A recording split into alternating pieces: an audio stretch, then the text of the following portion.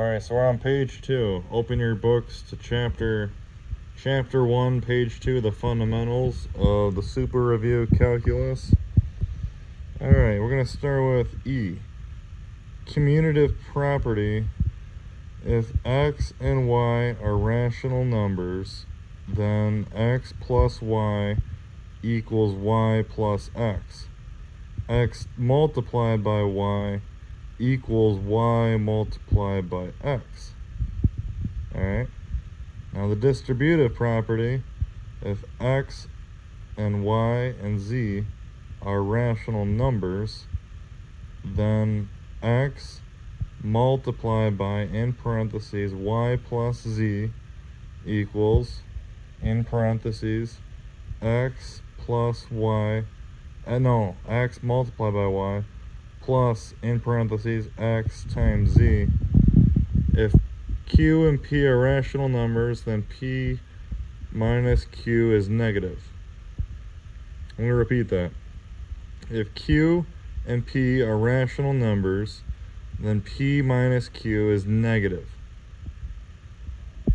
Then q is greater than p. Q greater than p, or p is less than q. P is less than q. Do you see that? So to start, the commutative property, if x and y are rational numbers, then x plus y equals y plus x. And x times y equals y times x. The distributive property, if x, y, and z are rational numbers, then x multiplied by, in parentheses, y plus z equals, in parentheses, x times y, and a plus, in parentheses, x times z. Then q and p are rational numbers. Then p minus q is negative. Then q is greater than p. Q is greater than p, or p is greater than q. Alright. Problem solving is examples. Find all real numbers satisfying the inequality 3x plus 2 is greater than 5. Now that's the question. We're going to find this answer by plugging in 1 for x and finding out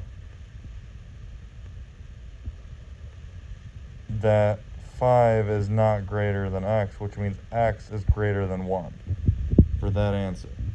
And 3x plus 2 is greater than 5. Therefore, the interval 1 plus infinity is a solution from the second inequality we have. 3x plus 2 is less than minus 5, or x plus or minus 7 over 3. We get the 7 over 3 by subtracting the 2 and moving the 2 over here and getting minus 7, and then dividing 7 by 3, because over here we have 3x, which gives you plus or minus 7 over 3, if that makes any sense. So that was for page 2.